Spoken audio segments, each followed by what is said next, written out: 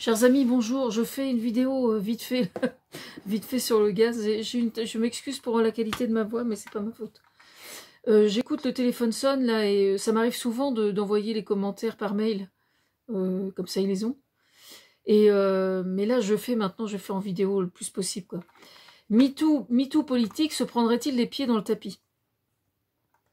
Je ne suis pas d'accord avec la mise en cause de Sandrine Rousseau et je m'en explique.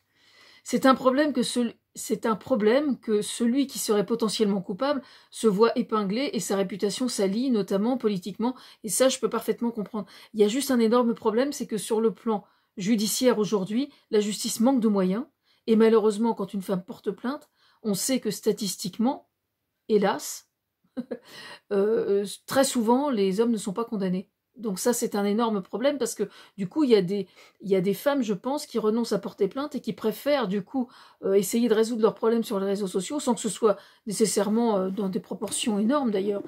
Mais effectivement, c'est un problème, on est d'accord.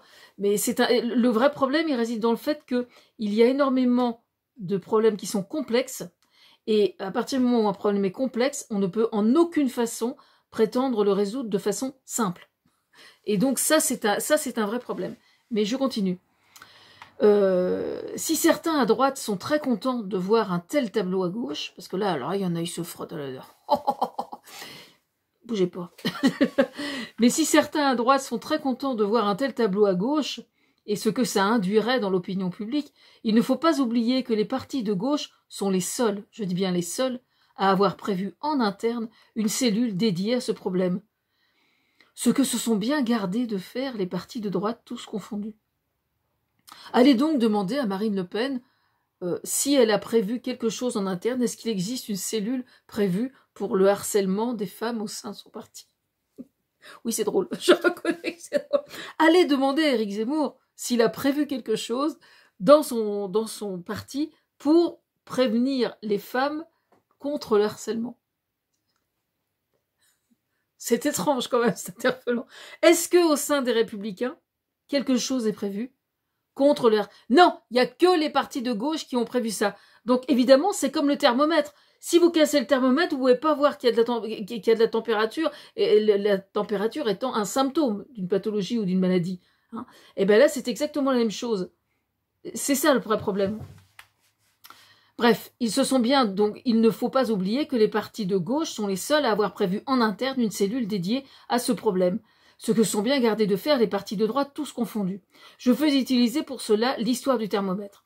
Si vous n'avez pas de thermomètre pour observer un symptôme, vous ne pouvez pas donner l'opportunité de voir le problème dénoncé.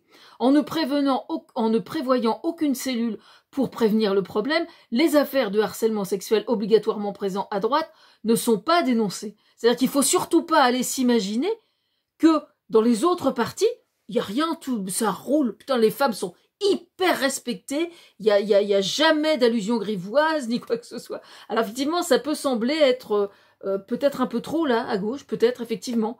Mais ce qui sort tout de suite, en fait, c'est ce qui sortira pas les mois, les mois et les années qui vont venir. C'est ça qu'il faut voir. C'est-à-dire qu'il y en a qui vont quand même faire attention, quoi. Moi, je pense que même au sein des socialistes ou au sein de la NUPES, je veux dire, avant de sortir des trucs vraiment lourds et puis d'insister un petit peu tôt auprès d'une nana pour passer la soirée, le petit resto, puis quand même un petit peu plus, ce serait peut-être pas mal. Ils vont y réfléchir à deux fois, je pense. Alors, ce qui serait comique, ça, ce serait... Parce que ça arrive que les femmes soient vachement solidaires les unes envers les autres, ce qui serait vachement rigolo, ce serait qu'une femme harcelée à droite aille dénoncer son harcèlement dans une cellule de la NUPES ou du Parti Socialiste. Alors ça, ce serait drôle. Mais ça pourrait arriver. Méfiez-vous, les femmes sont capables d'une solidarité que vous ne soupçonnez pas. J'en tiens pour preuve Simone Veil qui avait pour une de ses meilleures amies une femme politique italienne, justement, communiste. Simone Veil, d'accord? Et elle était archipote avec une femme politique, je ne sais pas comment elle s'appelait, communiste italienne. Italienne, j'ai bien dit italienne. Voilà. Et tout ça pour vous dire que les femmes entre elles sont capables d'une forme de solidarité dont bien peu, moins que les hommes, je pense, quand même. Je suis désolée, messieurs, hein, mais c'est mon sentiment. Voilà. Bref. Donc, ce serait marrant. Alors, vous me direz, effectivement, au sein de Rassemblement National, par exemple, de toute façon, les femmes des rivales de Marine Le Pen, elles ont quand même peu de chance de percer, je ne voudrais pas dire. Bon là, les temps ont changé un peu maintenant, elle gratouille ses chats et puis elle a la prétention de prendre sa retraite. Alors évidemment, ça a peut-être changé un petit peu, mais bon, quand même, depuis 20 ou 30 ans, le moins qu'on puisse dire, c'est que la moindre personne, la moindre femme qui cherchait à prendre du galon au sein du Rassemblement National, elle était tout de suite boulée parce que c'était pas une Le Pen, quoi. Faut pas rêver quand même, hein. On le sait bien, on le sait tout ça. Bon, bref. En ne prévoyant aucune cellule pour prévenir le problème, les affaires de harcèlement sexuel obligatoirement présents dans les autres parties ne sont pas dénoncées. Alors oui, ça pique un peu. Ça pique. On est d'accord, ça pique.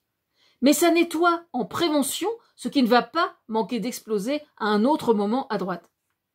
Parce que quand il explose quelque chose de cet ordre-là, les mois ou les semaines avant des élections, putain, ça fait des dégâts, mais 10 fois pire que ça. Souvenez-vous Strauss-Kahn, qui était vraiment perçu comme l'homme providentiel à gauche. On dit blim, moi qu'on puisse dire, c'est que ça avait fait du bruit. S'il y avait eu une cellule pour dénoncer ce genre de choses à l'époque dans le Parti Socialiste, qui sait ce que ça aurait donné? Ça aurait peut-être explosé avant. Pensez bien au thermomètre. Moi, je veux savoir pourquoi il n'y a pas de thermomètre dans les autres partis. Voilà mon sentiment, moi. Voilà. C'est qu'est-ce que je... Alors, c'est mon avis et je le partage. Voilà.